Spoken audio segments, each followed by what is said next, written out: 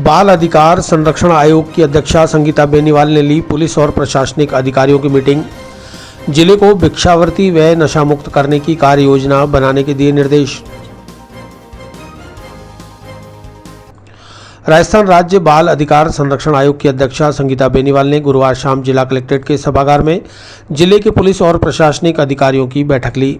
बैठक के दौरान उन्होंने अधिकारियों को कहा कि नशा और भिक्षावृत्ति से जिले को मुक्त करने के लिए कार्य योजना बनाएं और उचित स्तरों पर प्रयास कर इस कार्य योजना को अंजाम दें। उन्होंने कहा कि नशे और भिक्षावृत्ति के जाल में फंसे बच्चों का सर्वे कराकर आगे की कार्य योजना बनाई जाए ताकि ऐसे बच्चों का पुनर्वास किया जा सके। उन्होंने बच्चों को इस दलदल से निकालकर नशे और भिक्षावृत्ति को रोकने के लिए उनके अभिभावकों की काउंसलिंग करने के भी निर्देश दिए। बेनीवाल ने कहा कि सभी पुलिस थानों में स्वागत कक्ष होना चाहिए जिसका वातावरण पीड़ित व्यक्ति को राहत देने वाला हो। जिले में पुलिस थानों में चाइल्ड हेल्पलाइन नंबर 1098 को अंकित किया जाना चाहिए। इससे पूर्व जिला कलेक्टर प्रकाश राजपुरोहित और पुलिस अधीक्षक जगदीश चंद्र शर्मा ने जिले में बाल अधिकार संरक्षण के बारे में आयोग की अध्यक्षा संगीता बेनीवाल को समुचित जानकारी दी।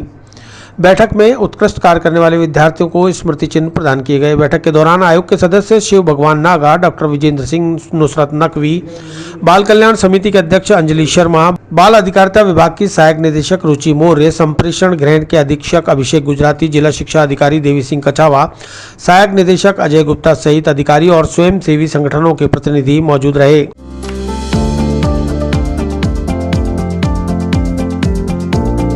Mohan watch and mobile Ajmer शहर में 4 प्रतिष्ठान, आपकी अपनी मोबाइल की दुकान। हेलो एवरीवन, मैं मोहन वॉच एंड मोबाइल पे आपका सभी का स्वागत करता हूँ। मेरी अजमेर में 4 दुकानें हैं। आप कहीं पे भी जाइए, आपको सभी जगह सेवा भरपूर मिलेगी। आ जाइए मोहन वॉच एंड मोबाइल पे, आपकी अपनी दुकान, जहां आपको मिलेंगे हर ब्रांड के लेटेस्ट मोबाइल और एसेसरीज, वो भी सबसे कम और किफायती दरों पर।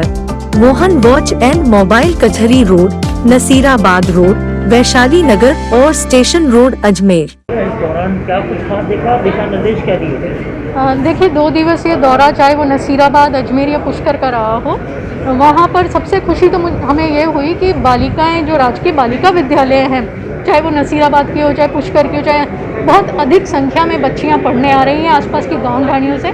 बच्चियों के साथ बैठकर कोमल फिल्म देखकर सुरक्षित असुरक्षित स्पर्श की जानकारी देना, साथ ही साथ नशे के दुष्परिणाम को लेकर डॉक्यूमेंट्री देखकर सीधा बच्चों से संवाद करना।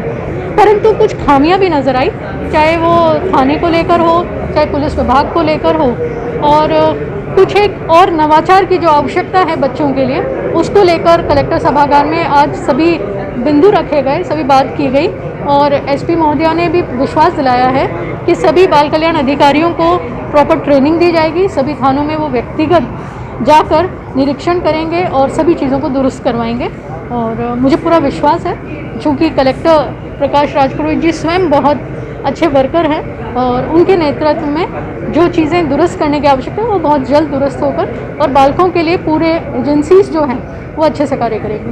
मैम, धीरे धीरे सब चीज़ें डिजिटलाइजेशन पर आ रही है, डिजिटल आपका डिपार्टमेंट भी बहुत तेज़ी से होते जा रहा है। क्या कुछ नवाचार और किए जा रहे हैं जिससे सारी चीज़ें ऑनलाइन हो सके? बिल्कुल, क्योंकि अक्सर हम कई गाँव ढाणियों में जाते हैं तो बच्चों को बाल आयोग के बारे में बहुत कम जानकारी है कि वो अपने बात कहाँ रख सके, तो बहुत ज़्यादा आवश्यकता है बाल आयोग को भी और ज़्यादा डिजिटलाइजेशन करने की, ताकि गांव ढाणी में बैठा हुआ बालक या बालिका सीधा हमसे संपर्क कर सके। वर्तमान में जो दौर चल रहा है कोरोना का, उसको लेकर भी खासतौर पर बहुत निगरानी वैसे तो बच्चों पर रखी जा रही है, इसके अलावा और कहीं कोई ज़रूरत महसूस की जा रही है जिससे कि? हाँ बिल्कुल, देखिए अभी कलेक्टर मीटिंग में भी मैंने शिक्षा विभाग से बात रखी थी बच्चों के स्पेशल केयर की, और कलेक्टर महोदय ने बताया है कि रोज़ 100 बच्चों की स्क्रीनिंग की जा रही है और बहुत अच्छे से यहाँ पर सभी स्कूलों में आने वाले बच्चों का ध्यान रखा जा रहा है, तो ये एक खुशी की बात है।